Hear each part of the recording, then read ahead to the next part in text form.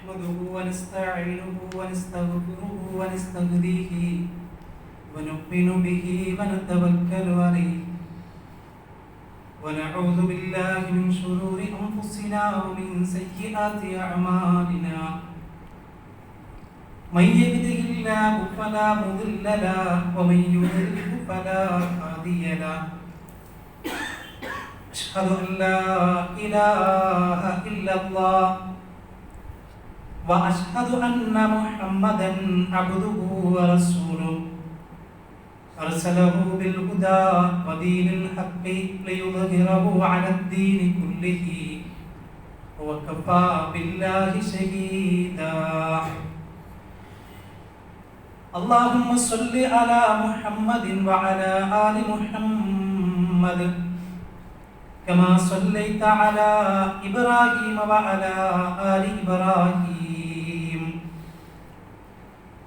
وبارك على محمد وعلى آل محمد كما باركت على إبراهيم وعلى آل إبراهيم إنك حميد مجيد أما بعد فإن خير الكلام كلام الله وخير السنن سنن محمد صلى الله عليه وسلم وشر الأمور محدثاتها وكل محدثة بدعة وكل بدعة ضلالة وكل ضلالة في النار أعوذ بالله السميع العليم من الشيطان الرجيم يا أيها الذين آمنوا اتقوا الله حق تقاته ولا تموتن إلا وأنتم مسلمون بسم الله الرحمن الرحيم ويطعمون الطعام على حبه مسكينا ويتيما وأسيرا إنما نطعمكم لوجه الله لا نريد منكم جزاء ولا شكورا إنا نخاف من ربنا يوما عبوسا قمطريرا സ്നേഹം നിറഞ്ഞ സത്യവിശ്വാസികളെ വിശ്വാസിനികളെ സഹോദരി സഹോദരങ്ങളെ, അള്ളാഹുവിനെ സൂക്ഷിച്ച് തഖ്വയുള്ളവരായി ജീവിക്കണം എന്ന് എന്നെയും നിങ്ങളെയും ഓർമ്മപ്പെടുത്തുകയാണ്, വസിയ്യത്ത് ചെയ്യുകയാണ്. അള്ളാഹു സുബ്ഹാനഹു വ തആല അങ്ങനെ പടച്ച റബ്ബിനെ ഭയപ്പെട്ട് ജീവിക്കുന്ന യഥാർത്ഥ മുത്തഖീങ്ങളിൽ മുഅ്മിനീങ്ങളിൽ ഉൾപ്പെടാനുള്ള തൗഫീഖ് നമുക്കെല്ലാവർക്കും നൽകി അനുഗ്രഹിക്കുമാറാകട്ടെ. മനുഷ്യരായ നമ്മുടെയൊക്കെ ഏറ്റവും പ്രധാനപ്പെട്ട ഒരു പ്രത്യേകതയാണ് ഞാൻ എല്ലാ വിഷയത്തിലും മറ്റുള്ളവരെക്കാളും മുന്നിലാവണം, എന്നെക്കുറിച്ച് മറ്റുള്ളവരൊക്കെ നല്ലത് പറയണം എന്നത്. അതിന് പ്രായവ്യത്യാസമൊന്നുമില്ല. ചെറിയ മക്കൾ മുതൽ സ്കൂളിൽ പഠിക്കുന്ന കുട്ടികൾ അവരുടെ പഠന രംഗത്തായാലും മത്സര രംഗത്തായാലും ഒക്കെ മറ്റുള്ളവരെ തോൽപ്പിക്കണം, മറ്റുള്ളവരെക്കാൾ മുന്നിലെത്തണം, എല്ലാവരും എന്നെ കുറിച്ച് നല്ലത് പറയണം. അതൊരു ബിസിനസ് രംഗത്ത് വന്നാലും അങ്ങനെ തന്നെയാണ്. അവരെക്കാൾ മുന്നിലെത്തണം, എന്നെ കുറിച്ച് നല്ലത് പറയണം എന്നത്. എന്നാൽ ഒരു മുസ്ലിമായ മനുഷ്യനെ സംബന്ധിച്ചിടത്തോളം അങ്ങനെ ആഗ്രഹിക്കാം, ദുനിയാവുമായി ബന്ധപ്പെട്ട് എന്തും ആഗ്രഹിക്കാം. പക്ഷേ ഏറ്റവും പ്രധാനപ്പെട്ട ഒരു പ്രത്യേകത ആയി തീരേണ്ടത് നാളെ റബ്ബിന്റെ മുന്നിൽ ഞാൻ ഏറ്റവും ഉന്നതനായി തീരണം, അള്ളാഹു എന്നെ കുറിച്ച് നല്ലത് പറയണം, പടച്ച റബ്ബിന്റെ മുന്നിൽ എനിക്ക് ഫുൾ മാർക്ക് നേടണം, അള്ളാഹുവിന്റെ മുന്നിൽ ഞാൻ നല്ലവനായി തീരണം. അങ്ങനെ ആലോചിക്കുകയും ആ റബ്ബിന്റെ മുന്നിൽ ഏറ്റവും ഉന്നതനായി തീരാൻ എന്തൊക്കെ വേണം, എന്തൊക്കെ ചെയ്യണം എന്നന്വേഷിക്കുകയും അത്തരം പ്രവർത്തനങ്ങളിലേക്ക് മുന്നിട്ടിറങ്ങുകയും ചെയ്യുക എന്നതാണ് യഥാർത്ഥത്തിൽ ഒരു വിശ്വാസിയുടെ ഏറ്റവും പ്രധാനപ്പെട്ട ഒരു പ്രത്യേകത. മുഹമ്മദ് നബി കരീം സല്ലല്ലാഹു അലൈഹി വസല്ലമ നമ്മളോടൊക്കെ പ്രാർത്ഥിക്കാൻ പറഞ്ഞിട്ടുണ്ട്. ഇന്ന് നമ്മളൊക്കെ ബാങ്കിന് ശേഷം ദുആ ചെയ്തില്ലേ? നാളെ പരലോകത്ത് ഏറ്റവും പ്രധാനപ്പെട്ട പദവിയാണ് വസീല, ഫദീല എന്ന 2 പദവികൾ. അതെനിക്ക് കിട്ടണം എന്ന് നബി സല്ലല്ലാഹു അലൈഹി വസല്ലം ആഗ്രഹിക്കുകയും നമ്മളോടൊക്കെ ദുആ ചെയ്യാൻ വേണ്ടി ആവശ്യപ്പെടുകയും ചെയ്തു. ഇബ്രാഹിം മില്ലത്ത് പഠിച്ചവരാണ് കഴിഞ്ഞ പെരുന്നാളിന്റെ മുൻപ് വരെ, അല്ലെങ്കിൽ ആ ആഴ്ചകളിൽ വരെ. അവിടെ നമ്മൾ ഇബ്രാഹിം മില്ലത്തിൽ വിശുദ്ധ ഖുർആൻ ഒരു വാചകം നമ്മൾ കേട്ടിട്ടുണ്ടാകും, വഅന അവ്വലുൽ മുസ്ലിമീൻ, ഞാൻ മുസ്ലിമീങ്ങളിൽ ഒന്നാമത്തെ ആളാണ്, ഒന്നാമനാണ്. അങ്ങനെ മുസ്ലിമീങ്ങളിൽ ഒന്നാമനാകാനും നാളെ റബ്ബിന്റെ മുന്നിൽ ഒന്നാമനായി തീരാനും ഏറ്റവും ഉന്നത പദവിയിൽ എത്തിച്ചേരാനും എന്തുണ്ട് മാർഗം എന്ന് അന്വേഷിക്കണം നമ്മൾ. ആ മാർഗം വളരെ കൃത്യമായി മുഹമ്മദ് നബി കരീം സല്ലല്ലാഹു അലൈഹി വസല്ലമ എണ്ണി നമ്മളെ പഠിപ്പിച്ചിട്ടുണ്ട്. ഒരുപാട് കാര്യങ്ങളുണ്ട്. ഒന്നാമതായി റസൂലുള്ളാഹി സ്വല്ലല്ലാഹു അലൈഹി വസല്ലം പറയുന്നത്, നാളെ റബ്ബിന്റെ മുന്നിൽ ഏറ്റവും വലിയ ദറജയിലേക്ക് എത്താനുള്ള ഒരു കാരണമായി, മാർഗമായി പഠിപ്പിക്കുന്നത് നിങ്ങൾ ഖുർആൻ പഠിക്കുകയും ഖുർആൻ പഠിപ്പിക്കുകയും ചെയ്യുന്നവരായി തീരുക എന്നതാണ്. നമ്മളൊക്കെ കേട്ട് പരിചയമുള്ള ഒരു ഹദീസാണ്, ഖൈറുക്കും മൻ തഅല്ലമൽ ഖുർആന വഅല്ലമഹു. ആ പ്രയോഗം നോക്കൂ നിങ്ങൾ, ഖൈറുക്കും മൻ തഅല്ലമൽ ഖുർആന വഅല്ലമഹു എന്നാണ്. നിങ്ങളിൽ ഏറ്റവും നല്ലവൻ, ഉത്തമൻ, അല്ലാഹുവിങ്കൽ ഏറ്റവും നല്ലവൻ ഖുർആൻ പഠിപ്പിക്കുന്നവനാണ് എന്ന് മാത്രമല്ല, ഖുർആൻ പഠിക്കുന്നവനാണ്, പഠിപ്പിക്കുന്നവനാണ്. ആ പ്രയോറിറ്റി നോക്കൂ നിങ്ങൾ, ആ മുൻഗണന നോക്കൂ നിങ്ങൾ. ആ പറഞ്ഞ വാചകത്തിൽ ആദ്യം പറഞ്ഞത് ഖുർആൻ പഠിപ്പിക്കുന്നവനാണെന്നല്ല, ഖുർആൻ പഠിക്കുന്നവനാണെന്ന്. ഖൈറുക്കും മൻ തഅല്ലമൽ ഖുർആൻ വഅല്ലമഹു. ഖുർആൻ പഠിക്കുന്നവനാണ്, ഖുർആൻ പഠിപ്പിക്കുന്നവനാണ് അല്ലാഹുവിന്റെ മുന്നിൽ ഏറ്റവും ഉത്തമനായ മനുഷ്യൻ എന്ന് റസൂലുള്ളാഹി സ്വല്ലല്ലാഹു അലൈഹി വസല്ലം. വിശുദ്ധ ഖുർആനിന്റെ ആളുകളായി തീരാൻ, വിശുദ്ധ ഖുർആനിന്റെ അനുയായികളായി തീരാൻ നമുക്ക് കഴിയേണ്ടതുണ്ട് എന്നർത്ഥം. അല്ലാഹുവിന്റെ റസൂൽ സല്ലല്ലാഹു അലൈഹി വസല്ലമയുടെ സ്വഭാവത്തെക്കുറിച്ച് അവിടുത്തെ ഭാര്യമാര് പറഞ്ഞില്ലേ, കാന ഖുലുഖുഹു അൽ ഖുർആൻ. അവിടുത്തെ സ്വഭാവം ഖുർആനായിരുന്നു. അവിടുന്ന് പെരുമാറിയിരുന്നത്, നബി സല്ലല്ലാഹു അലൈഹി വസല്ലമ സംസാരിച്ചിരുന്നത്, നബി സല്ലല്ലാഹു അലൈഹി വസല്ലമ പെരുമാറിയിരുന്നത് മക്കളോട്, ഭാര്യയോട്, കൂട്ടുകാരോട്, കുടുംബക്കാരോട്, നാട്ടുകാരോട്, കച്ചവടക്കാരോട്, എല്ലായിടത്തും നബി സല്ലല്ലാഹു അലൈഹി വസല്ലമയുടെ പെരുമാറ്റം, ജീവിതം ഖുർആനായിരുന്നു എന്നതാണ്. നബി സല്ലല്ലാഹു അലൈഹി വസല്ലമയുടെ ഡ്യൂട്ടി എന്താണ്? ഏറ്റവും പ്രധാനപ്പെട്ട ഡ്യൂട്ടി വിശുദ്ധ ഖുർആൻ ആ കാര്യം പറയുന്നുണ്ട്, യത്ലു അലൈഹിം ആയാതിഹി വയുസക്കീഹിം വയുഅല്ലിമുഹുൽ കിതാബ വൽ ഹിക്മ. നബി സല്ലല്ലാഹു അലൈഹി വസല്ലമയുടെ പ്രധാനപ്പെട്ട ഡ്യൂട്ടി ആളുകൾക്ക് ഖുർആൻ പഠിപ്പിച്ചു കൊടുക്കലാണ്, ആളുകൾക്ക് ഖുർആൻ എത്തിച്ചു കൊടുക്കലാണ്. ലോകം കണ്ട ഏറ്റവും മഹാനായ മുഹമ്മദ് മുസ്തഫ സല്ലല്ലാഹു അലൈഹി വസല്ലമയുടെ ഏറ്റവും പ്രധാനപ്പെട്ട ഡ്യൂട്ടി വിശുദ്ധ ഖുർആൻ ആളുകൾക്ക് എത്തിച്ചു കൊടുക്കലാണ്. നമ്മളാവണം സഹോദരങ്ങൾ, നമ്മൾ ഖുർആന്റെ ആളുകളാണ്, ഖുർആൻ പഠിക്കുന്നവരാണ്. പഠിക്കുന്നവരാവണം, പഠിപ്പിക്കുന്നവർ മാത്രമല്ല. ഖുർആന്റെ പ്രചാരകരായി തീരണം. അല്ലാഹുവിന്റെ പ്രത്യേകമാക്കപ്പെട്ട ആളുകളെ കുറിച്ച് പറയുന്നുണ്ട്. നബി സല്ലല്ലാഹു അലൈഹി വസല്ലം പറഞ്ഞു, ഇന്ന ലില്ലാഹി അഹ്ലീന മിനൻ നാസ്. ജനങ്ങളിൽ നിന്നും അല്ലാഹുവിന്റെ ഏറ്റവും അടുത്ത കുടുംബക്കാരുണ്ട്. അല്ലാഹുവിന്റെ കുടുംബക്കാരെന്ന് പറഞ്ഞത് നിങ്ങൾ ആലോചിച്ച് നോക്കൂ. ഈ നാട്ടിൽ അറിയപ്പെടുന്ന ഒരാൾ, അത് പണക്കാരനാവാം, രാഷ്ട്രീയക്കാരനാവാം, അതല്ലെങ്കിൽ ഏതെങ്കിലും മേഖലയിൽ അറിയപ്പെടുന്ന ഏറ്റവും പ്രധാനപ്പെട്ട ഒരാളാവാം. അയാളുടെ കുടുംബക്കാരനാണ് ഞാൻ എന്ന് പറയുന്നതിൽ നമുക്ക് അഭിമാനമില്ലേ? നമ്മളങ്ങനെ പറയാറില്ലേ, ഇന്നയാളെ അടുത്തറിയുന്ന ആളാണ് ഞാൻ, അല്ലെങ്കിൽ അയാളുടെ കുടുംബക്കാരനാണ് ഞാൻ. അല്ലാഹുവിന്റെ കുടുംബക്കാരനെന്ന് നബി സല്ലല്ലാഹു അലൈഹി വസല്ലം പറഞ്ഞപ്പോ സ്വഹാബത്ത് ചോദിച്ചു, യാ റസൂലല്ലാഹ്, അല്ലാഹുവിന്റെ റസൂലേ, മൻഹും, ആരാണവർ? നബി സല്ലല്ലാഹു അലൈഹി വസല്ലമയുടെ മറുപടി, ഉമ്മത്തുൽ ഖുർആൻ, അവർ ഖുർആനിന്റെ കുടുംബക്കാരാണ്, ഖുർആനിന്റെ അനുയായികളാണ്. അഹ്ലുല്ലാഹി വഖാസ്വ, അവർ അല്ലാഹുവിന്റെ പ്രത്യേകമാക്കപ്പെട്ട ആളുകളാണ്. അല്ലാഹുവിന്റെ കുടുംബക്കാരാണ്, അല്ലാഹുവിന്റെ പ്രത്യേകമാക്കപ്പെട്ട ആളുകളാണ്. നോക്കൂ നിങ്ങൾ, അല്ലാഹ് പ്രത്യേകമായി തിരഞ്ഞെടുക്കുന്ന അള്ളാഹുവിന്റെ കുടുംബക്കാരായ ആളുകൾ അവരാരാണ്? ഖുർആനിന്റെ ആളുകളാണ്. ഖുർആൻ പഠിക്കണം സഹോദരങ്ങളെ. എനിക്കറിയാം ആദ്യമായിട്ട് കേൾക്കുന്നവരല്ല നിങ്ങളാരും, നിരന്തരമായി കേട്ടുകൊണ്ടിരിക്കുന്നവരാണ്.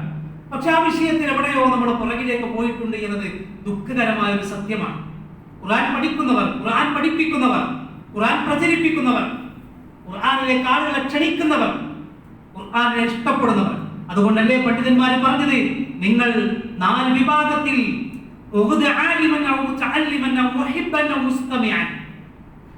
ഈ 4 ഏതെങ്കിലും ഒരു വിഭാഗത്തിൽ നിങ്ങൾ മരണം വരെ നിലകൊള്ളണം എന്നതാണ്. ഒന്നുകിൽ ആലിമായിരിക്കണം, അല്ലെങ്കിൽ മുത്തഅല്ലിമായിരിക്കണം, പഠിപ്പിക്കുന്നവനാകണം ഖുർആൻ, അല്ലെങ്കിൽ പഠിക്കുന്നവനാകണം, അല്ലെങ്കിൽ മുഹിബ്ബൻ, ഖുർആനെ വല്ലാതെ സ്നേഹിക്കണം, ഔ മുസ്തമിഅൻ, ഖുർആനെ കേൾക്കണം. ആലോചിച്ച് നോക്ക് നിങ്ങൾ. ഖുർആൻ എനിക്ക് ഇഷ്ടമാണെന്ന് പറഞ്ഞ് ഖുർആൻ ഇങ്ങനെ കൈ പിടിച്ചുകൊണ്ടിരുന്ന കാര്യമൊന്നുമില്ല. നമ്മുടെ ഭാര്യയെ നമുക്ക് ഇഷ്ടമാണ്, നമ്മുടെ മക്കളെ നമുക്ക് ഇഷ്ടമാണ്. ആ ഇഷ്ടം നമ്മൾ പ്രകടിപ്പിക്കണം. എങ്ങനെ? അവരെ ചേർത്ത് പിടിക്കണം. വേണ്ടേ? വിശുദ്ധ ഖുർആനെ ചേർത്ത് പിടിക്കണം. വിശുദ്ധ ഖുർആനിൽ വിശുദ്ധ ഖുർആൻ പറഞ്ഞതുപോലെ ജീവിക്കാൻ നമുക്കാവണം. അതാണ് ഔ മുഹിബ്ബൻ, ഖുർആനെ ഇഷ്ടപ്പെടുന്നവർ, ഔ മുസ്തമിഅൻ, ഖുർആൻ കേൾക്കുന്നവരാവണം നമുക്കാവണം സഹോദരങ്ങൾ. എല്ലാവരോടുമായി പറയാം, അള്ളാഹുവിന്റെ അപാരമായ അനുഗ്രഹമല്ലേ. ഖുർആൻ പഠിക്കാനുള്ള അവസരങ്ങളൊക്കെ നമ്മുടെ മുന്നിലില്ലേ? പക്ഷെ ആളുകൾ കുറവാണ്. ഞാനൊക്കെ ഇത്രയും മദീനാണ്. ആഴ്ചയിൽ ഒരു ഖുതുബ കിട്ടിയാൽ അതെല്ലാമായി എല്ലാം തികഞ്ഞു എന്ന് തെറ്റിദ്ധരിക്കുന്ന ആളുകൾ ഒരു പക്ഷേ നമുക്കിടയിൽ ഉണ്ടായേക്കാം. അള്ളാഹ് തന്ന വല്ലാത്ത അനുഗ്രഹമല്ലേ ഇത്? കേൾക്കാനും അറിയാനും ഖുർആൻ പഠിക്കാനും മനസ്സിലാക്കാനും നമുക്കിടയിൽ അത് പഠിപ്പിക്കാനുള്ള പണ്ഡിതന്മാരുമില്ലേ, ഉസ്താദുമാരില്ലേ, ഖത്തീബുമാരില്ലേ. എന്നിട്ട് അവരുടെ മുന്നിൽ വന്നിരുന്നു കൊണ്ട് ഒരു അല്പസമയം ആഴ്ചയിൽ അള്ളാഹുവിന്റെ ഖുർആൻ പഠിക്കാൻ നമുക്ക് കഴിയുന്നില്ലെങ്കിൽ അള്ളാഹുവിന്റെ പരലോകത്തെത്തുമ്പോ അവൻ എന്റെ കുടുംബക്കാരനാണ് എന്ന് പറഞ്ഞൊരു വിഭാഗം ആളുകളെ വിളിക്കുമ്പോ ഞാൻ അതിൽ എത്തിപ്പെടുന്നില്ല എങ്കിൽ എന്തായിരിക്കും അവസ്ഥ? അതുകൊണ്ട് ഒന്നാമത്തെ കാര്യം, നമ്മൾ ഖുർആനിന്റെ ആളുകളായി മാറണം, ഖുർആനിന്റെ അഹലുകാരായി മാറണം. ഇവിടെയുള്ള ഖുതുബ കേൾക്കുന്ന എല്ലാവരോടും, പ്രായം ചെന്നവരോടും, സ്ത്രീകളോടും, കുട്ടികളോടും, യുവാക്കളോടും എല്ലാവരോടുമായി പറയട്ടെ, നിങ്ങൾ അതിനുള്ള സംവിധാനങ്ങൾ കണ്ടെത്തണം. ഇവിടെ ഉണ്ട് എന്നാണ് ഞാൻ മനസ്സിലാക്കുന്നത്. ഉണ്ടെങ്കിൽ നിങ്ങൾ ഒന്നുകൂടെ ആളുകളെ ക്ഷണിക്കണം. എന്തിന്? പരലോകത്ത് അള്ളാഹുവിന്റെ കുടുംബക്കാരിൽ ഉൾപ്പെടാൻ വേണ്ടി. അള്ളാഹു തൗഫീഖ് നൽകി അനുഗ്രഹിക്കുമാറാകട്ടെ. അപ്പൊ ഒന്നാമത്തെ കാര്യം, ഖുർആൻ പഠിക്കുക, ഖുർആൻ പഠിപ്പിക്കുക, ഖുർആൻ പ്രചരിപ്പിക്കുക. അത് റബ്ബിന്റെ മുന്നിൽ നമ്മൾ ഉന്നതരായി തീരാൻ അത് കാരണമാകും. ഖുർആൻ നിരന്തരമായി പാരായണം ചെയ്യണം. ഒരു ദിവസം പോലും ഒരല്പമെങ്കിലും ഖുർആൻ ഓതാത്ത ഒരു ദിവസം മനഃപൂർവ്വം നമ്മുടെ ജീവിതത്തിൽ കഴിഞ്ഞു പോകാൻ പാടില്ല. അത് സുബഹിക്ക് ശേഷമാകാം, അത് മഗ്രിബിന് ശേഷമാകാം, അതല്ല എപ്പോഴാണോ സമയം, ഉറങ്ങുന്നതിന് തൊട്ട് മുമ്പാണോ നിങ്ങൾക്ക് കഴിയുന്നത്. മൊബൈലില്ലേ സഹോദരങ്ങളെ? എല്ലാവരും മൊബൈലിൽ ഖുർആനില്ലേ ഇന്ന് ഉണ്ട്. അപ്പൊ നമ്മൾ എന്ത് ചെയ്യാം? ആ ഖുർആൻ ഓതാം, ഒരു പേജെങ്കിലും ഓതി തീർക്കാൻ നമ്മൾ സമയം കണ്ടെത്താം. ഇതാണ് ഒന്നാമത്തെ കാര്യം. രണ്ടാമത്തെ കാര്യം സഹോദരങ്ങളെ, പരമാവധി നന്മകൾ വർദ്ധിപ്പിക്കുക. നന്മകൾ വർദ്ധിപ്പിക്കുക. അല്ലാഹുവിന്റെ പ്രവാചകൻ സല്ലല്ലാഹു അലൈഹി വസല്ലമിന്റെ അടുത്ത് ഒരു സ്വഹാബി വരുന്നുണ്ട്. എന്നിട്ട് ആ സ്വഹാബി ചോദിക്കുകയാണ്, യാ റസൂലല്ലാഹ് അയ്യുന്നാസി ഖൈറൻ, അല്ലാഹുവിന്റെ പ്രവാചകനെ, ആരാണ് ജനങ്ങളിൽ ഏറ്റവും നല്ല മനുഷ്യൻ, ആരാണ് ജനങ്ങളിൽ ഏറ്റവും നല്ലയാളെന്ന് ചോദിക്കുമ്പോ നബി സല്ലല്ലാഹു അലൈഹി വസല്ലം മറുപടി നൽകുകയാണ്, മൻ ത്വാല ഉംറുഹു വഹസുന അമലുഹു. അല്ലാഹു ഒരു മനുഷ്യന് ധാരാളം ആയുസ് നൽകുകയാണ്, ഒരുപാട് കാലം ജീവിക്കാൻ അനുവദിക്കുകയാണ്. എത്ര കാലം ജീവിച്ചവൻ? 60 അല്ല 70 80 90 വയസ്സ് വരെ ജീവിച്ചു. ആ അല്ലാഹ് ആയുസ് കൊടുത്ത കാലം അത്രയും വഹസുന അമലുഹു, നന്മകൾ അധികരിപ്പിച്ചു എന്നാണ്. കുറെ കിട്ടി എന്നതല്ല പ്രശ്നം, കിട്ടിയത് എത്രയായാലും അതിൽ എന്ത് ചെയ്തു എന്നതാണ്. ഈ ഉമ്മത്തിന്റെ ആയുസ് എത്ര? 60നും 70നും ഇടക്കുള്ള സമയം. അഅ്മാറു ഉമ്മത്തി മാ ബൈന 60 വ 70. ഈ ഉമ്മത്തിന്റെ പ്രായം എത്രയേ ഉള്ളൂ? 60നും 70നും ഇടക്കുള്ള സമയം. അതിനപ്പുറത്തേക്ക് പോകുന്നവർ അഖല്ലുഹും, അതിനപ്പുറത്തേക്ക് പോകുന്നവർ വളരെ കുറവാണെന്നാണ്. അതിനപ്പുറത്തേക്ക് പോകുന്നവർ വളരെ കുറവാണ്. നാം സഞ്ചരിച്ചു വന്ന വഴികൾ, യാത്രകൾ കഴിഞ്ഞാൽ ഇപ്പറഞ്ഞ ആയുസ്സിലേക്ക് എത്താൻ വളരെ കുറവല്ലേ ഉള്ളൂ? ഞാൻ വന്നതിന്റെ പകുതിയേ ഉള്ളൂ ഇപ്പറഞ്ഞ ആയുസ്സിലേക്ക് എത്താൻ. നമ്മൾ ഓരോരുത്തരും ആലോചിച്ച് നോക്കി. അല്ലാഹുവിന്റെ റസൂൽ സല്ലല്ലാഹു അലൈഹി വസല്ലം പറഞ്ഞ ഡേറ്റ്, ആ ആയുസ്സിന്റെ അവസരം, അതിന്റെ പരിധി ഏകദേശം എത്തിക്കൊണ്ടിരിക്കുന്നവരല്ലേ. അതെന്താണെന്നല്ലോ നമ്മുടെ ചുറ്റുപാടിലൂടെ നമ്മൾ കാണുന്നില്ലേ. പക്ഷെ അന്ന് തന്ന ആയുസ്സിൽ എന്ത് നന്മകൾ ചെയ്യാൻ എനിക്കും നിങ്ങൾക്കും സാധിച്ചു എന്ന് സഹോദരങ്ങളെ നമ്മൾ മനസ്സിലാക്കണം. ചില ആളുകളുണ്ടല്ലോ, ഞാനും എൻ്റെ കെട്ടിയോളും എൻ്റെ കുട്ടിയോളും ഞാൻ എൻ്റെ ഓഫീസിലേക്ക് പോകുന്നു രാവിലെ, അല്ലെങ്കിൽ ജോലി സ്ഥലത്തേക്ക് പോകുന്നു, തിരിച്ചു വൈകുന്നേരം ഉച്ചയ്ക്ക് എൻ്റെ വീട്ടിലേക്ക് വരുന്നു, എൻ്റെ മക്കളുമായി കുടുംബവുമായി ജീവിക്കുന്നു. നാട് എനിക്കൊരു പ്രശ്നമല്ല, സമൂഹം എനിക്കൊരു പ്രശ്നമല്ല, എൻ്റെ അയൽവാസി ഇതൊന്നും എനിക്കറിയാം, എൻ്റെ പള്ളി, എൻ്റെ മഹല്ല്, അതൊന്നും എനിക്കൊരു പ്രശ്നമല്ല. അങ്ങനെ പാടില്ലെന്നാണ് നമ്മുടെ പ്രത്യേകത. എന്താണെന്നറിയോ? നമ്മുടെ പ്രത്യേകത അതാ. വിശുദ്ധ ഖുർആനിൽ അല്ലാഹു പറഞ്ഞ പ്രത്യേകതയാണിത്. ജനങ്ങൾക്ക് വേണ്ടി പടച്ചറപ്പ് തെരഞ്ഞെടുത്ത ഉത്തമ സമുദായമാണ് നിങ്ങൾ. എന്ത് ചെയ്തു ഈ ആയുസ്? തിരിഞ്ഞു നോക്കി നിങ്ങൾ. 40 വയസ്സ് വരെ ജീവിച്ചവരില്ലേ? 50-60 വയസ്സ് വരെ ജീവിച്ചവർ ഇന്നത്തെ ഖുതുബയുടെ ഈ ശബ്ദം കേൾക്കുന്നില്ലേ? തിരിഞ്ഞു നോക്കിയാൽ എന്തുണ്ട് ബാക്കി വെച്ചു പോകാൻ? എന്തുണ്ട് അടയാളമാക്കി പോകാൻ? ഒരുപക്ഷെ തിരിഞ്ഞു നോക്കിയാൽ പറയാൻ കഴിഞ്ഞേക്കാം, എന്റെ മക്കൾക്ക്, എന്റെ ഭാര്യയ്ക്ക്, എന്റെ കുടുംബത്തിന് ഇത്രയെത്ര മാറ്റി വെച്ചിട്ടുണ്ട്, ഇന്ന സ്ഥലത്ത് ഇന്നത് വാങ്ങിയിട്ടിട്ടുണ്ട്, ഇന്ന ബാങ്കിൽ ഇത്ര ബാലൻസ് ഉണ്ട് എന്ന് പറയാൻ സാധിച്ചേക്കാം. പക്ഷെ നാളെ റബ്ബിന്റെ മുന്നിലേക്ക് എത്തുമ്പോൾ റബ്ബ് എന്നെ തെരഞ്ഞെടുക്കുമോ? ഏറ്റവും നല്ലവനായി റബ്ബിന്റെ മുന്നിൽ ഞാൻ ഏറ്റവും ഉത്തമനായി മാറുമോ? എന്തുണ്ട് അടയാളം? ബാക്കി വെച്ച അടയാളം എന്തുണ്ട്? മഹാനായ റസൂലുള്ളാഹി സ്വല്ലല്ലാഹു അലൈഹി വസല്ലം 63-ാമത്തെ വയസ്സിൽ ലോകത്തോട് യാത്ര ചോദിച്ചില്ലേ? അവിടുന്ന് ബാക്കി വെക്കാത്ത അടയാളം എന്തുണ്ട്? അവിടുന്ന് പഠിപ്പിക്കാത്ത മാതൃകകൾ എന്തുണ്ട്? ആലോചിച്ച് നോക്കൂ നിങ്ങൾ. എല്ലാം പഠിപ്പിച്ചില്ലേ? 63 വയസ്സിനടക്ക് ലോകം കണ്ട ഏറ്റവും പ്രഗത്ഭരായ പണ്ഡിതന്മാരുടെ ജീവിതമൊന്ന് നിങ്ങൾ പഠിച്ചു നോക്ക്. അവരെഴുതി വെച്ച കിതാബുകളുടെ എണ്ണം നോക്കൂ നിങ്ങൾ. ഒരുപക്ഷെ അവരുടെ ആയുസ്സിനേക്കാൾ, അവരുടെ വയസ്സിനേക്കാൾ, അവർ ജീവിച്ച വർഷത്തേക്കാൾ അധികം ഉണ്ടായിരിക്കും. ലോകം കണ്ട ഏറ്റവും പ്രഗത്ഭരായ പണ്ഡിതന്മാരധികവും 30 മുതൽ 45 വയസ്സ് വരെ ജീവിച്ചു. അതിനിടയിൽ മരണപ്പെട്ടു പോയവരാണ്. അവരെഴുതി വെച്ച കിതാബുകളാ ഇന്നത്തെ മുസ്ലിം പണ്ഡിതന്മാർക്ക്, ആധുനിക പണ്ഡിതന്മാർക്ക് റഫർ ചെയ്യാനുള്ളത്. വേണ്ട സഹോദരങ്ങളെ, നമ്മുടെ മുന്നിലൊക്കെയുള്ള അല്ല, നമ്മുടെ മൊബൈലിലും നമ്മുടെ വീട്ടിലുമുള്ള മുഹമ്മദ് അമാനി മൗലവി റഹിമഹുല്ലാഹ്, അദ്ദേഹത്തിന്റെ പരിഭാഷ നിങ്ങൾ കണ്ടിട്ടില്ലേ? എത്രാമത്തെ വയസ്സിലാണ് അമാനി മൗലവി ലോകത്തോട് യാത്ര ചോദിച്ചത് അറിയോ നിങ്ങൾക്ക്? 77-ാമത്തെ വയസ്സ്. 77-ാമത്തെ വയസ്സ്. ഞാൻ വായിച്ചത് ശരിയാണെങ്കിൽ 77-ാമത്തെ വയസ്സ്. 25 വർഷക്കാലത്തോളം വിശുദ്ധ ഖുർആന്റെ പരിഭാഷ എഴുതാൻ വേണ്ടി മാത്രം ഒരായുഷ്കാലത്തിൽ ഏറ്റവും പ്രധാനപ്പെട്ട ഭാഗം മാറ്റിവെച്ച മഹാനായ പണ്ഡിതനാണ് മുഹമ്മദ് അമാനി മൗലവി. നമുക്കിടയിൽ നിന്നും മലയാളത്തിൽ നിന്നും മരണപ്പെട്ടു പോയ അമാനി മൗലവി. ആലോചിച്ച് നോക്ക്. അമാനി മൗലവിയെ കണ്ടവരാരെങ്കിലും ഉണ്ടോ എനിക്ക് അറിയില്ല. കണ്ടവർ പറഞ്ഞിട്ടുണ്ട് അദ്ദേഹത്തിന്റെ നെറ്റിയുടെ ഈ ഭാഗത്ത് ഒരു കറുത്ത അടയാളം ഉണ്ടായിരുന്നു എന്നാണ്. മലപ്പുറം ജില്ലയിലെ ജീവിച്ച ഒരു പണ്ഡിതനെ കുറിച്ചായി പറയുന്നത്. നെറ്റിയുടെ ഈ ഭാഗത്ത് ഒരു കറുത്ത ഭാഗം ഉണ്ടായിരുന്നു, കറുത്തിരുണ്ട ഒരു അടയാളം ഉണ്ടായിരുന്നു. എന്തേ കാരണം എന്നറിയോ? അന്ന് ഈ ഇലക്ട്രിക് ലൈറ്റുകളില്ല. അന്ന് മണ്ണെണ്ണ വിളക്കാണ്, ചിമ്മിണി വിളക്കാണ്, അങ്ങനല്ലേ പറയാം. ആ മണ്ണെണ്ണ വിളക്കിൽ, അതിന്റെ വെളിച്ചത്തിൽ വിശുദ്ധ ഖുർആന്റെ പരിഭാഷകൾ എത്രയോ കിതാബുകൾ റഫർ ചെയ്ത് എഴുതി രേഖപ്പെടുത്തുമ്പോ തന്റെ നെറ്റിയുടെ മുൻഭാഗം ആ ചൂട് കൊണ്ട് കരിയുന്നത് പോലും അറിയാൻ കഴിയാതെ പോയ ഒരു മഹാനായ പണ്ഡിതൻ നമുക്കിടയിൽ നിന്നും ജീവിച്ചു മരണപ്പെട്ടു പോയിട്ടുണ്ട്. ഞാൻ എന്തിനത് പറഞ്ഞെന്നറിയോ? അദ്ദേഹം എഴുതി വെച്ച വിശുദ്ധ ഖുർആനിലെ പരിഭാഷ 25 വർഷക്കാലം എടുത്ത് എഴുതി വെച്ച പരിഭാഷ ഒന്ന് വായിക്കാൻ സമയം കണ്ടെത്തിയിട്ടുണ്ട് ഞാൻ നിങ്ങളും അല്ലേ? ഒന്ന് വായിക്കാൻ ആയുഷ്കാലത്തിൽ ഒരിക്കലെങ്കിലും, ഒരു തവണയെങ്കിലും എന്റെ പ്രിയപ്പെട്ട ശബ്ദം കേൾക്കുന്ന മുഴുവൻ ആളുകളോട് പറയട്ടെ, ഒരു തവണയെങ്കിലും വായിച്ചു തീർക്കണം. നമുക്ക് നേടാനുള്ളൊരു പാഠം, നമുക്ക് പഠിക്കാനുള്ളൊരു പാഠം, നമുക്കറിയാനുള്ളൊരു പാഠം. പ്രിയപ്പെട്ട സഹോദരങ്ങളെ, നന്മകൾ ചെയ്യുക. നമുക്ക് എന്താണോ പടച്ചറപ്പ് തന്ന അവസരം, ആ അവസരത്തിൽ കഴിയുന്നത്ര നന്മകൾ ചെയ്യാൻ നമുക്ക് സാധിക്കണം. ജനങ്ങൾക്ക് നന്മകൾ ചെയ്യണം. അല്ലാഹുവിന്റെ റസൂൽ സ്വല്ലല്ലാഹു അലൈഹി വസല്ലം പറഞ്ഞു, ഖൈറുന്നാസി അൻഫഉഹും ലിന്നാസ്, ജനങ്ങളിൽ ഏറ്റവും നല്ലവൻ ജനങ്ങൾക്ക് വേണ്ടി ജീവിക്കുന്നവൻ. ഞാൻ നേരത്തെ പറഞ്ഞില്ലേ, മറ്റുള്ളവരൊന്നും കണ്ടില്ല എന്ന് അങ്ങനെ കണ്ടു പോകേണ്ടവരല്ല നമ്മൾ. വിശ്വാസികൾ അങ്ങനെയല്ല. മറ്റുള്ളവരുടെ പ്രയാസങ്ങൾ കണ്ടറിയാൻ കഴിയണം.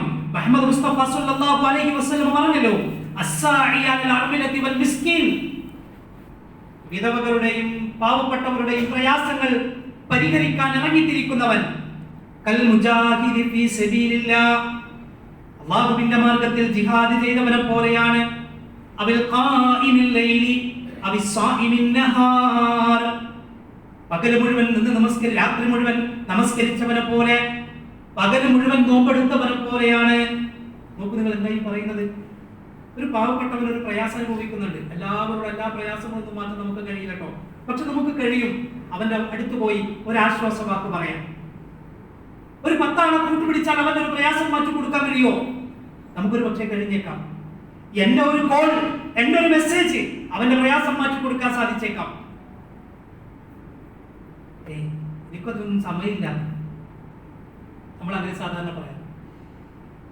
റസൂലുള്ളാഹി സ്വല്ലല്ലാഹു അലൈഹി വസല്ലം പറയാ, നാട്ടിൽ വിധവകളില്ലേ, സമൂഹത്തിൽ ചുറ്റുപാടിൽ ശബ്ദം കേൾക്കുന്ന എന്റെ സഹോദരിമാരോട് പറയട്ടെ, ഒരു ഭാര്യയുടെ സംരക്ഷണം അവളുടെ ഭർത്താവിലാണ് എന്ന് തിരിച്ചറിയുന്നവരല്ലേ നിങ്ങൾ? നിങ്ങളുടെ തൊട്ടടുത്തുള്ള വിധവകളുണ്ടെങ്കിൽ, ഭർത്താക്കന്മാർ മരണപ്പെട്ടു പോയ സഹോദരിമാരുണ്ടെങ്കിൽ അവരെ കാണേണ്ടതും അവരുടെ പ്രയാസങ്ങൾ കണ്ടറിയേണ്ടതും ആ പ്രയാസങ്ങൾക്ക് പരിഹാരം നിർദ്ദേശിക്കേണ്ടതും സഹോദരിമാരെ നിങ്ങളാണ്. ഞാനെന്ത് പറയാൻ കാരണം അറിയോ? ഒരു പുരുഷൻ എന്നുള്ള നിലയിൽ അവരിലേക്ക് ഇറങ്ങിച്ചെന്ന് അവരുടെ പ്രയാസങ്ങൾ കണ്ടറിയാൻ ഒരു പരിധിയുണ്ട്. പക്ഷേ ചുറ്റുപാടിലുമുള്ള തൊട്ടടുത്തുള്ള ഇത്തരം ഭർത്താക്കന്മാർ മരണപ്പെട്ട സഹോദരിമാരുണ്ടെങ്കിൽ അവരുടെ പ്രയാസങ്ങൾ അറിയാൻ ഏറ്റവും നല്ലത് സഹോദരിമാർക്കാണ്. അവരിറങ്ങി ചെല്ലണം, ചേർത്തു പിടിക്കണം. അവരുടെ പ്രയാസങ്ങൾ മാറ്റാൻ നമ്മൾ സമയം കണ്ടെത്തിയാൽ തീർച്ചയായും അല്ലാഹു സുബ്ഹാനഹു വ തആല അല്ലാഹുവിന്റെ ഏറ്റവും ഉന്നതനായ മനുഷ്യനാക്കി നമ്മളെ മാറ്റുമെന്നാണ്. അല്ലാഹു അനുഗ്രഹിക്കുമാറാകട്ടെ. അഖൂലു ഖൗലി ഹാദാ വ അസ്തഗ്ഫിറുല്ലാഹ ലി വ ലക്കും ഫസ്തഗ്ഫിറൂ ഇന്നഹു ഹുവൽ ഗഫൂറുർ റഹീം.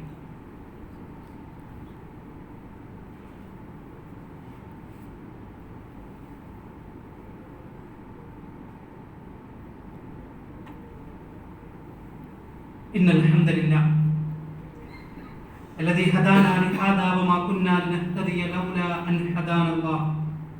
ഒരിക്കൽ കൂടി അല്ലാഹുവിന്റെ വിധിവിലക്കുകൾ അനുസരിച്ച് സൂക്ഷിച്ചു പാലിച്ച് ജീവിക്കണം എന്ന് ഓർമ്മപ്പെടുത്തുകയാണ്. അല്ലാഹു അനുഗ്രഹിക്കുമാറാകട്ടെ. അല്ലാഹുവിങ്കൽ ഉന്നതനാക്കി തീർക്കുന്ന ചില കാര്യങ്ങളെ കുറിച്ചാണ് നമ്മൾ സംസാരിച്ചുകൊണ്ടിരിക്കുന്നത്, പഠിച്ചുകൊണ്ടിരിക്കുന്നത്. 4ാമത്തെ കാര്യം, നമ്മുടെ കുടുംബത്തിൽ ഏറ്റവും നന്നായി പെരുമാറുന്നവളാവുക എന്നതാണ്. നമ്മുടെ ഏറ്റവും നല്ല സ്വഭാവം അനുഭവിക്കാൻ ഏറ്റവും അർഹതയുള്ളത് നമ്മുടെ വീട്ടിലെ കുടുംബക്കാരാണ്. ഞാനൊന്നും കൂടെ പറയുന്ന വാചകം, നമ്മുടെ ഏറ്റവും നല്ല സ്വഭാവം അനുഭവിക്കാൻ ഏറ്റവും അർഹതയുള്ളത് നമ്മുടെ വീട്ടിലെ കുടുംബക്കാരാണ്. നമ്മുടെ ഉമ്മ, ഉപ്പ, നമ്മുടെ ഭാര്യ, നമ്മുടെ മക്കൾ, അവരാണ് നമ്മുടെ ഏറ്റവും നല്ല സ്വഭാവം അനുഭവിക്കാൻ ഏറ്റവും അർഹതയുള്ളത്. പക്ഷെ സമൂഹത്തിൽ പലരും നേരെ തിരിച്ചാണ്. നാട്ടിൽ പൂച്ചയും വീട്ടിൽ പുലിയുമാണ് എന്ന് ചിലരെ കുറിച്ച് പറയാറുണ്ട്. അങ്ങനെയല്ല. എല്ലാവരോടും നല്ല രൂപത്തിൽ പെരുമാറണം. വീട്ടുകാരോടും നാട്ടുകാരോടും ഒക്കെ നന്നായി പെരുമാറണം. അല്ലാഹുവിന്റെ റസൂൽ സ്വല്ലല്ലാഹു അലൈഹി വസല്ലം പറഞ്ഞു, അക്മലുൻ നാസി ഈമാനൻ വ അഫ്ദലുൽ മുഅ്മിനീന ഈമാനൻ അഹ്സനുഹും ഖുലുഖാ വ ഖിയാറുകും ഖിയാറുകും ലിനിസാഇഹിം. ഈമാനിന്റെ പൂർത്തീകരണം അത് നല്ല സ്വഭാവത്തിലാണ്. ഏറ്റവും നല്ല സ്വഭാവത്തിനുടമയാണ് ഈമാൻ പരിപൂർണമാകുന്നത്. ഖിയാറുകും ഖിയാറുകും ലിനിസാഇഹിം. നിങ്ങൾ ഏറ്റവും നല്ലവൻ, ഏറ്റവും ഉത്തമൻ നിങ്ങളുടെ ഇണകളോട് ഏറ്റവും നന്നായി പെരുമാറുന്നവനാണ്. നബി സല്ലല്ലാഹു അലൈഹി വസല്ലമയുടെ വാചകമാണ്. പക്ഷെ നമ്മൾ വിചാരിച്ചെന്തെന്നറിയോ? ഞാനാ നിക്കാഹ് ചെയ്ത് അവൾക്കൊരു മഹർ കൊടുത്ത് കൊണ്ടുവരുന്നതോടെ എനിക്ക് ഇഷ്ടമുള്ളതുപോലെ തോന്നിയതുപോലെ പെരുമാറാനുള്ള എന്തോ ഒന്നിനെ ഞാൻ വാങ്ങിക്കൊണ്ടുവരുന്നു എന്നതാണ്. അങ്ങനെയല്ല. ഏറ്റവും നന്നായി പെരുമാറാൻ തിരിച്ചും അങ്ങനെ തന്നെയാണ്.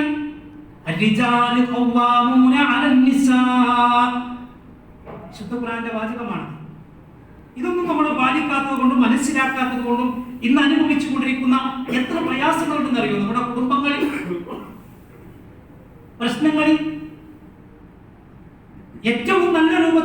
കൊണ്ടുപോകേണ്ട പടച്ചറപ്പിന്റെ വലിയ ബർക്കത്തുള്ള ഒരു ബന്ധമല്ലേ ഭാര്യ ഭർത്തൃ ബന്ധം? വജഅല ബൈനകും മവദ്ദതൻ വറഹ്മ എന്നല്ലേ വിശുദ്ധ ഖുർആൻ ആ ബന്ധത്തെ കുറിച്ച് പറഞ്ഞത്? നിങ്ങൾക്കിടയിൽ അല്ലാഹു മവദ്ദത്തും റഹ്മത്തും നിലനിർത്തി ഇട്ടു തന്നു എന്നല്ലേ ഖുർആൻ പറഞ്ഞത്? പക്ഷേ എന്നിട്ടും എന്തേ ആ ബന്ധങ്ങളിൽ അകൽച്ച വരുന്നത്? ഒരു ശരീരം പോലെ ഒരു മനസ്സ് പോലെ ചേർത്ത് വെച്ച് നിൽക്കേണ്ട ഈ ബന്ധത്തിൽ എന്തുകൊണ്ടാണ് അകൽച്ച വരുന്നത്? എന്തുകൊണ്ടാണ് അകന്നു പോകുന്നത്? എന്തുകൊണ്ടാണ് പരസ്പരം മനസ്സിലാക്കാൻ സാധിക്കാത്തത്? അതിന്റെ കാരണം പരിശോധിച്ചാൽ ഒരുപാട് കൗൺസിലിംഗ് സെന്ററുകളിലേക്കും ഒരുപാട് പഠന കേന്ദ്രങ്ങളിലേക്കും അന്വേഷിച്ചു പോകുന്നുവെങ്കിൽ നിങ്ങൾ ആദ്യം തിരിയേണ്ടത് അല്ലാഹുവിന്റെ റസൂൽ സ്വല്ലല്ലാഹു അലൈഹി വസല്ലമയുടെ കുടുംബത്തിലേക്കാണ്. മദീനയിൽ കുടുംബമുണ്ടായിരുന്നു നബി സ്വല്ലല്ലാഹു അലൈഹി വസല്ലമക്ക്. വീട് എന്നല്ല അതിനെ വിളിച്ചത്, ഹുജറാത്ത് എന്നാണ്. ഹുജറത്ത് എന്ന് പറഞ്ഞാൽ റൂം, മുറി എന്നാണ് അർത്ഥം. ഹുജറാത്ത് വിശുദ്ധ ഖുർആനിൽ ഒരു അധ്യായം തന്നെയുണ്ട്, 49-ാം അധ്യായം സൂറത്തുൽ ഹുജറാത്ത്. റൂമുകൾ, മുറികൾ എന്നാണ് അതിന്റെ അർത്ഥം. ഒരു റൂമേ ഉള്ളൂ, അതാണ് ഡൈനിങ്, അതാണ് കിച്ചൺ, അതാണ് ബെഡ്റൂം, അതാണ് വിസിറ്റിംഗ് റൂം, അതാണ് സിറ്റിംഗ് റൂം. വീട് ചെറുതായിരുന്നു.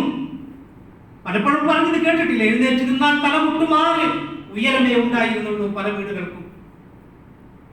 പക്ഷെ ആ വീട് ചെറുതായിരുന്നുവെങ്കിലും ആ വീട്ടിന്റെ അകത്തുള്ളവരുടെ മനസ്സുകളിൽ വിശാലതയുണ്ടായിരുന്നു. പരസ്പരം മനസ്സിലാക്കാൻ, ഉൾക്കൊള്ളാനുള്ള ഒരു മനസ്സ് അവർക്കുണ്ടായിരുന്നു. അതുകൊണ്ടല്ലേ ആയിഷ ബീവി റളിയല്ലാഹു അൻഹയുടെ അടുത്ത് ചില അബദ്ധങ്ങൾ എന്ന് പറയാവുന്ന ചില കാര്യങ്ങൾ ഉണ്ടായപ്പോഴേക്കും വലിയ പ്രശ്നത്തിലേക്ക് പോകുമാന സംഭവങ്ങൾ ഉണ്ടായിട്ടും അതെല്ലാം ജീവിതത്തിലെ കൊച്ചു കൊച്ചു കുസൃതികളായി കണ്ട് മനോഹരമായ നിമിഷങ്ങളാക്കി മാറ്റി ഖിയാമത്ത് നാൾ വരെയുള്ള മുഴുവൻ ആളുകൾക്കും മാതൃകയാക്കാൻ പറ്റുന്ന രൂപത്തിൽ വായിക്കാനും അറിയാനും കേൾക്കാനുമുള്ള മനോഹര സംഭവങ്ങളാക്കി ചരിത്രത്തിൽ ഇടം പിടിച്ചിട്ടുണ്ട് എങ്കിൽ നമ്മൾ അറിയണം മുഹമ്മദ് മുസ്തഫ സല്ലല്ലാഹു അലൈഹി വസല്ലമയെ കുറിച്ച് പ്രിയപ്പെട്ട സഹോദരന്മാരെ. അതുകൊണ്ട് ഏറ്റവും നന്നായി നമ്മൾ പെരുമാറാം നമ്മുടെ ഭാര്യയോട്, നമ്മുടെ ഇണകളോട്, മക്കളോട്, നമ്മുടെ മാതാപിതാക്കളോടൊക്കെ ഏറ്റവും നന്നായി പെരുമാറാം. അവരെ അല്ലാഹുവിന് വല്ലാത്ത ഇഷ്ടമാണ് എന്ന് നബി സല്ലല്ലാഹു അലൈഹി വസല്ലം പറയുന്നത്. ഒരു കാര്യം കൂടി ഞാൻ സൂചിപ്പിക്കുകയാണ്. 6-ാമത്തെ കാര്യം, 5-ാമത്തെ കാര്യം നബി സല്ലല്ലാഹു അലൈഹി വസല്ലം പറയുന്നുണ്ട്, നിങ്ങൾ ഭക്ഷണം കൊടുക്കുക. നിങ്ങൾ മറ്റുള്ളവർക്ക് ഭക്ഷണം കൊടുക്കുക. അത് കൂട്ടുകാരാവാം, കുടുംബക്കാരാവാം. ഇപ്പൊ ഉണ്ടല്ലോ നമുക്ക് കുടുംബ സംഗമങ്ങൾ ധാരാളമുണ്ട്. പക്ഷെ കുടുംബ സംഗമങ്ങൾ നടത്തുകയും അവിടെ വന്ന് പരസ്പരം കുടുംബങ്ങളെ ഒന്ന് ചേർത്ത് പിടിക്കാനോ അറിയാനോ പോലും സമയം കണ്ടെത്താതെ തിരിച്ചു പോവുകയും ചെയ്യുന്ന കാഴ്ചയാണ് നമ്മൾ കാണുന്നത്. അങ്ങനെയല്ല, ആ കുടുംബ സംഗമങ്ങൾ കൊണ്ട് കുടുംബങ്ങളെ ചേർത്ത് പിടിക്കാൻ കഴിയണം. പരസ്പരം പരിചയപ്പെടാനും. കാരണം പുതിയ തലമുറക്ക് മുത്താപ്പന്റെ മക്കളാരാ, എളാപ്പാന്റെ മക്കളാരാ എന്നറിയില്ല, പലർക്കും അറിയില്ല. അപ്പൊ അതൊക്കെ അറിയാനും ചേർത്ത് പിടിക്കാനൊക്കെ അവസരങ്ങൾ ഉണ്ടാക്കണം. ഭക്ഷണങ്ങൾ കൊടുക്കണം. നമ്മുടെ വീട്ടിലേക്ക് നമ്മുടെ സ്വന്തക്കാരെ, കുടുംബക്കാരെ, അയൽക്കാരെ ഒക്കെ ഒന്ന് വിളിക്കാം. അല്ലെങ്കിൽ ഭക്ഷണം എന്തെങ്കിലും സ്പെഷ്യൽ ഉണ്ടാക്കിയാൽ അവർക്കൊന്ന് എത്തിക്കാം. ഇത് 4 വലിയ ചുമരുകളാണ്, 4 വലിയ മതിലുകളാണ്. അതിനേക്കാളും വലിയൊരു ഗേറ്റും ഉണ്ടാകും അല്ലേ? ഇങ്ങോട്ടുമില്ല അങ്ങോട്ടുമില്ല. ഞാൻ ഇറങ്ങുന്നത് റോട്ടിലേക്കാണ്. എന്റെ വണ്ടിയിൽ വാഹനത്തിൽ കയറി റോട്ടിലേക്ക് ഇറങ്ങി, പിന്നെ എനിക്ക് പോകാനുള്ള സ്ഥലം തിരിച്ചെന്റെ വീട്ടിലേക്ക്. എന്റെ അപ്പുറത്താരാ അറിയില്ല. തൊട്ടപ്പുറത്തുള്ള കുട്ടിയെ കണ്ടാൽ പോലും തിരിച്ചറിയാൻ കഴിയാത്തവർ നമുക്കിടയിൽ ഉണ്ടായിരിക്കാം അല്ലേ? അങ്ങനെ പാടില്ല. ചേർത്ത് പിടിക്കണം. എന്തിനാണ് ഇത് ഇപ്പൊ പറഞ്ഞത്? നാളെ റബ്ബിന്റെ മുന്നിൽ ഞാൻ ഉന്നതനാകണം. എന്റെ വീട് കണ്ട ആളുകൾ പറഞ്ഞേക്കാം, അവന്റെ വീട് കണ്ടില്ലേ, എന്ത് വലിയ വീടാ, എന്തല്ല മനുഷ്യനാ എന്നൊക്കെ ആളുകൾ എന്നെ കുറിച്ച് പറഞ്ഞേക്കാം. പക്ഷെ ഇന്ന് ഞാൻ മരണപ്പെട്ടാൽ നാളെ റബ്ബിങ്കലേക്ക് യാത്രയാകേണ്ടി വന്നാൽ റബ്ബിങ്കൽ ഞാൻ ഉന്നതനായി തീരാൻ, അല്ലാഹുവിന്റെ മുന്നിൽ ഞാൻ ഏറ്റവും നല്ലവനായി തീരാൻ. അതിനുവേണ്ടി സഹോദരങ്ങളെ നമ്മൾ അധ്വാനിക്കുക. ഈ പറഞ്ഞ ചില കാര്യങ്ങൾ മാത്രമേ ഉള്ളൂ. പണ്ഡിതന്മാർ ആവശ്യം ധാരാളം വിശദീകരിക്കുന്നുണ്ട്. നിങ്ങൾ പഠിക്കണം, അറിയണം. ഖുർആനിൽ ആളുകളായി നമ്മൾ മാറണം. കുടുംബക്കാരോട് ഏറ്റവും നന്നായി പെരുമാറുന്നവരായി മാറണം. പറ്റുന്ന സമയങ്ങളിലൊക്കെ ഭക്ഷണങ്ങൾ, അത് വലിയ ഭക്ഷണം ഉണ്ടാക്കണ്ട കേട്ടോ, ചെറിയ എന്തെങ്കിലും ഒരു സ്പെഷ്യൽ ഉണ്ടാക്കിയാൽ അവർക്കൊന്ന് കൈമാറുക. അങ്ങനെ അയൽപക്ക ബന്ധങ്ങളൊക്കെ കാത്തു സൂക്ഷിച്ച് ഏറ്റവും നല്ല സ്വഭാവത്തിന്റെ, സംസ്കാരത്തിന്റെ, പെരുമാറ്റത്തിന്റെ ആളുകളായി നമ്മൾ മാറിയാൽ അള്ള തന്ന ചെറിയ ആയുസ്സേ ഉള്ളൂ എങ്കിൽ അള്ള തന്ന ആയുസ് എത്രയാണെങ്കിലും ആ ആയുസ്സിൽ എന്നും ഓർക്കാൻ, നമ്മൾ മരണപ്പെട്ടാൽ നമ്മളെ കുറിച്ച് ഓർക്കണം, പ്രാർത്ഥിക്കണം. നമ്മുടെ കൂട്ടുകാർ, കുടുംബക്കാർ, അയൽക്കാർ പ്രാർത്ഥിക്കണം. നമുക്ക് വേണ്ടി ദുആ ചെയ്യാം. അങ്ങനത്തെ ഒരു ജീവിതം കാഴ്ചവെച്ച് ഈ ലോകത്തോട് യാത്ര ചോദിച്ചാൽ ആ ജീവിതത്തെയാണ് ധന്യമായ ജീവിതം എന്ന് നമ്മൾ പറയുന്നത്. അല്ലാഹു അത്തരം സൗഭാഗ്യവാന്മാരിൽ നമ്മെ എല്ലാവരെയും ഉൾപ്പെടുത്തി അനുഗ്രഹിക്കുമാറാകട്ടെ. റഹ്മാനും റഹീമുമായ നാഥ, ഞങ്ങളുടെ ജീവിതത്തിൽ അറിഞ്ഞും അറിയാതെയും ചെറുതും വലുതുമായും രഹസ്യമായും പരസ്യമായും സംഭവിച്ച ഒരുപാട് തിന്മകളുണ്ട്, ഒരുപാട് തെറ്റുകുറ്റങ്ങളുണ്ട്. അല്ലാഹുവേ, നീ ഞങ്ങൾക്ക് വിട്ടുപുറത്ത് മാപ്പാക്കി തരണമേ റഹ്മാനേ. റഹ്മാനും റഹീമുമായ നാഥ, ഞങ്ങളിൽ നിന്ന് മരണപ്പെട്ടു പോയ ഞങ്ങളുടെയൊക്കെ പലരുടെയും ഉമ്മമാർ, ഉപ്പമാർ, വല്യപ്പമാർ, വല്യമ്മമാർ, അല്ലാഹുവേ നീ അവർക്ക് സ്വർഗ്ഗം നൽകണേ റഹ്മാനേ. അല്ലാഹുവേ, അവരുടെ ഖബറുകളിൽ നീ വിശാലത നൽകണേ റഹ്മാനേ. അല്ലാഹുവേ, നാളെ അത്തരം ഒരവസ്ഥയിൽ ഞങ്ങൾ എത്തുമ്പോൾ ഞങ്ങളുടെ ബർസഖ് ജീവിതവും നീ സന്തോഷത്തിലാക്കി നീ ഞങ്ങളെ അനുഗ്രഹിക്കണം റഹ്മാനേ. റഹ്മാനും റഹീമുമായ നാഥ, പ്രായമായ മാതാപിതാക്കളുണ്ട്, രോഗം കൊണ്ടും പ്രായം കൊണ്ടും പ്രയാസപ്പെടുന്നവർ എല്ലാ അർത്ഥത്തിലും നീ അവർക്ക് സമാധാനം നൽകണം റഹ്മാനേ. അല്ലാഹുവേ, അവരനുസരിക്കുന്ന അവരുടെ തൃപ്തിയോടുകൂടി ജീവിക്കുന്ന സ്വാലിഹ്യങ്ങളായ സന്താനങ്ങളിൽ നീ ഞങ്ങളെ ഉൾപ്പെടുത്തണം റഹ്മാനേ. അല്ലാഹുവേ, ഞങ്ങളുടെ മക്കളിലും ഞങ്ങളുടെ ഇണകളിലും മനസ്സിന് സമാധാനവും കണ്ണിന് കുളിർമയും നൽകണം റഹ്മാനേ. അല്ലാഹുവേ, ഈ ദുനിയാവിൽ നീ ഞങ്ങൾക്ക് എന്തൊക്കെ അനുഗ്രഹങ്ങൾ തന്നിട്ടുണ്ടോ ആ അനുഗ്രഹങ്ങളിലൊക്കെയും നിന്റെ ബർക്കത്തും റഹ്മത്തും നീ നിലനിർത്തി അനുഗ്രഹിക്കണം റഹ്മാനേ. റഹ്മാനും റഹീമുമായ നാഥ, മരണത്തിന് മുൻപായി എല്ലാ കടങ്ങളും വീട്ടി കടക്കാരനല്ലാത്ത രൂപത്തിൽ നിന്നെ കണ്ടുമുട്ടാനുള്ള മഹാസൗഭാഗ്യം റബ്ബേ നീ ഞങ്ങൾക്ക് നൽകി അനുഗ്രഹിക്കണം റഹ്മാനേ. റഹ്മാനും റഹീമുമായ നാഥ, മരണസമയത്ത് ലാ ഇലാഹ ഇല്ലല്ലാഹ് ചൊല്ലി മരണപ്പെടുന്നവരിൽ നീ ഞങ്ങളെ ഉൾപ്പെടുത്തണേ റഹ്മാനേ. അല്ലാഹുവേ, നാളെ നിന്റെ കോടതിയിൽ ഞങ്ങൾ വന്ന് നിൽക്കുമ്പോൾ സൂര്യൻ തലക്കൊരു ചാൾവിത കത്തിജ്വലിച്ച് നിൽക്കുമ്പോൾ 7 വിഭാഗം ആളുകൾക്ക് തണലിട്ട് കൊടുക്കുമ്പോൾ അതിൽ ഏതെങ്കിലും ഒരു വിഭാഗത്തിലെങ്കിലും അല്ലാഹുവേ ഞങ്ങളെയും ഞങ്ങളുടെ മക്കളെയും ഞങ്ങളുടെ ഇണകളെയും ഞങ്ങളുടെ മാതാപിതാക്കളെയും ഞങ്ങളുടെ കുടുംബത്തെയും ഉൾപ്പെടുത്തി നീ അനുഗ്രഹിക്കണം റഹ്മാനേ. അല്ലാഹുവേ, വലതുകൈയിൽ ഗന്ധം വാങ്ങി സന്തോഷത്തോടുകൂടെ സിറാത്ത് എന്ന പാലത്തിലൂടെ അതിവേഗം നിന്റെ ജന്നാത്തുൽ ഫിർദൗസിൽ പ്രവേശിച്ച് നിന്റെ പ്രവാചകന്മാരോടൊപ്പം സിദ്ദീഖുകളോടൊപ്പം ശുഹദാക്കളോടൊപ്പം സാലിഹീങ്ങളോടൊപ്പം കൂട്ടുചേർന്ന് അവരുടെ ഏറ്റവും അടുത്തായി നിലനിൽക്കാൻ ജന്നാത്തുൽ ഫിർദൗസിൽ പ്രവേശിക്കാൻ നീ ഞങ്ങൾക്ക് തൗഫീഖ് നൽകണേ റഹ്മാനേ. اللهم اغفر للمؤمنين والمؤمنات والمسلمين والمسلمات والأحياء منهم والأموات إنك مجيب الدعوات يا قاضي الحاجات. ربنا هب لنا من أزواجنا وذرياتنا قرة أعين واجعلنا للمتقين إماما. ربنا تقبل منا إنك أنت السميع العليم وتب علينا إنك أنت التواب الرحيم. آمين آمين برحمتك يا أرحم الراحمين. اللهم صل على محمد وعلى آل محمد والحمد لله رب العالمين.